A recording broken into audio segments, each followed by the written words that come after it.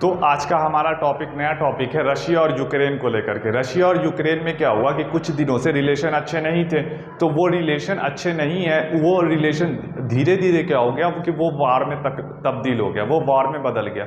अभी क्या हो रहा है, रशिया ने बैलिस्टिक मिसाइल अटैक किया, किस पे? यूक्रेन पे। और यूक्रेन चाहता है कि वो नाटो का सदस्य बन जाए। नाटो में 30 मेंबर है, 30 मेंबर। अगर यूक्रेन नाटो का मेंबर बन जाता है तो रशिया का सीधे सीधे 30 मेंबर सदस्य के साथ सीधे लड़ाई हो जाएगी, यानी कि ये वर्ल्ड वार 3 में बदल सकता है, यानी कि world war first, world war second के बाद ये वर्ल्ड वार 3 हो सकता है, क्योंकि यूएसए सीधे डायरेक्ट ये समझेगा कि जो है ना वो डायरेक्ट अटैक किस पे हो जाएगा, यूक्रेन पे ना होकर के यूएसए पे हो जाएगा। इसलिए ये चीज़ क्या हो रहा है कि अब इस लड़ाई के पीछे कारण क्या है वो आज हम लोग देखेंगे, वो बताएंगे।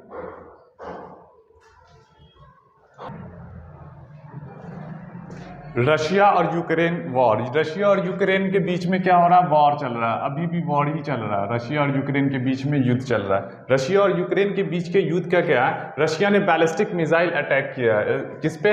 यूक्रेन पे। एक तो शहर हो गया, एक वेसल कीव हो गया, एक कीव और एक ऑयल प्लांट। तो रशिया ने अभी कंटिन्यू जो है ना अटैक कर रहा है, रशिया किस पे? यूक्रेन पे। और यूक्रेन भी, और इसमें यूक्रेन का ऑफिशियली, यूक्रेन का क्या हुआ कि यूक्रेन में ऑफिशियली ये डिक्लेयर कर दिया गया था कि वो एक इंडिपेंडेंट कंट्री है। कब? अगस्त 1991 में ये डिक्लेयर कर दिया गया था कि वो एक इंडिपेंडेंट कंट्री है। यूक्रेन एक क्या है? इंडिपेंडेंट कंट्री है। अब इसमें यह देखा गया कि यूक्रेन क्या है, यूक्रेन रशिया का नाइबर कंट्री है। यूक्रेन रशिया का नाइबर कंट्री है।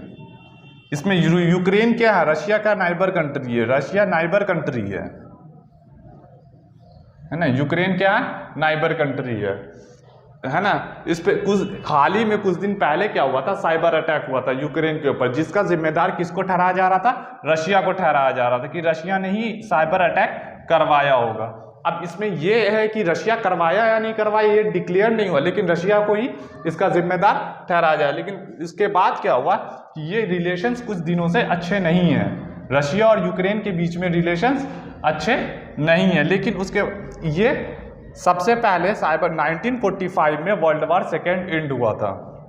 1945 में एंड हुआ। उसके बाद अमेरिका और रशिया 2 भागों में बट गया था, जिसमें जो है ना यूएसएसआर 1945 से लेकर के 1991 में 2 सुपर पावर निकल करके आया था। एक तो हो गया अमेरिका है ना, एक रशिया।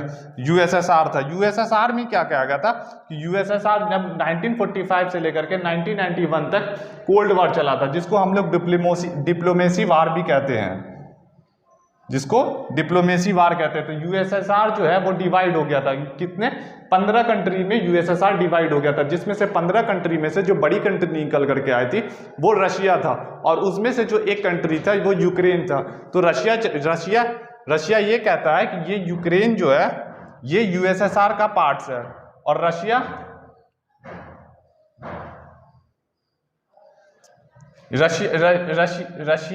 ये क्या है, रशिया और यूक्रेन ये 2 कंट्रीज निकल करके आते हैं। कब? 1991 में। और 1991 में ये डिक्लेयर कर दिया गया था कि यूक्रेन क्या है, एक इंडिपेंडेंट कंट्री है।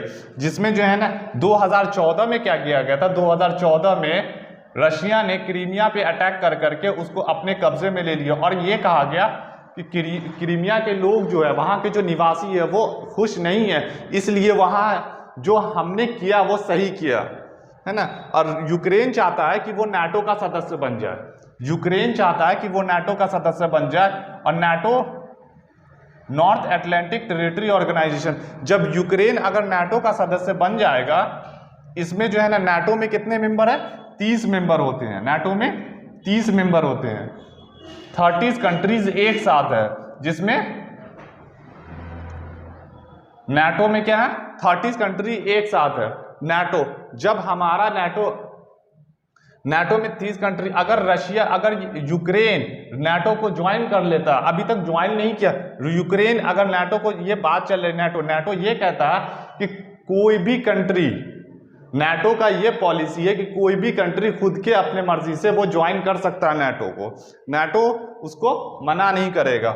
लेकिन रशिया चाहता है कि नाटो को वो ज्वाइन ना करे, क्योंकि रशिया का सीधे लड़ाई किससे हो जाएगी, ये 30 कंट्रीज के साथ हो जाएगी, जिसमें कौन है 30 कंट्रीज में तो यूएसए होगा, तो यूएसए के साथ सीधे डायरेक्ट लड़ाई हो जाएगी। अब इसमें ये देखा जा रहा है 2014 में रशिया और क्रीमिया, रशिया ने क्रीमिया को अपने कब्जे में कर लिया था, है ना, रशिया ने क्रीमिया को अपने कब्जे में कर लिया था। लेकिन यूक्रेन में सबसे ज्यादा जो नेचुरल रिसोर्सेज है, जो प्राकृतिक संसाधन है, उसका फायदा किसको जा रहा है, यूरोप को जा रहा है। प्राकृतिक संसाधन किसको जा रहा है, सबसे ज्यादा फायदा यूरोप को जा रहा है। जो रशिया चाहता है कि यूरोप को ना जा करके वो प्राकृतिक संसाधन में सबसे ज्यादा फायदा हमें हो, रशिया चाहता है कि सबसे ज्यादा फायदा हमें हो। तो रशिया ने क्रीमिया को 2014 में अपने कब्जे में लिया और नेचुरल रिसोर्सेज का फायदा सबसे ज्यादा, तो रशिया चाहता है कि जैसे क्रीमिया को लिए वैसे यूक्रेन को भी। ये 1945 से लेकर के 1991 तक कोल्ड वॉर चला, 1945 से लेकर 1945 से 1991 तक कोल्ड वॉर चला, जिसको डिप्लोमेसी वार भी कहते हैं। अब इसमें यह देखना है कि रशिया और यूक्रेन में अभी हालात संभलते हैं या फिर बिगड़ते हैं। जितना जल्दी हो सके हालात संभाला जा सके, लेकिन अगर नहीं समझते तो वो ये किस रूप में ले लेगा, एक बड़ा वर्ल्ड वार 3 के रूप में ले लेगा। क्योंकि रशिया अगर यूक्रेन पे अटैक कर रहा, फिर यूक्रेन अगर रशिया पे अटैक कर रहा, तो इससे जो है ना हालात तो सही नहीं होंगे। फिर उसके बाद जब अटैक करने पे रशिया ने क्या किया कि रशिया के ऊपर बहुत सारे सैंक्शन लगाए गए, उससे इंडिया पे क्या इम्पैक्ट पड़ा, ये सब बाद में बताएंगे। लेकिन सबसे पहले ये समझेंगे कि रशिया यूक्रेन पे जो वार हुआ है, इससे सबसे ज्यादा नुकसान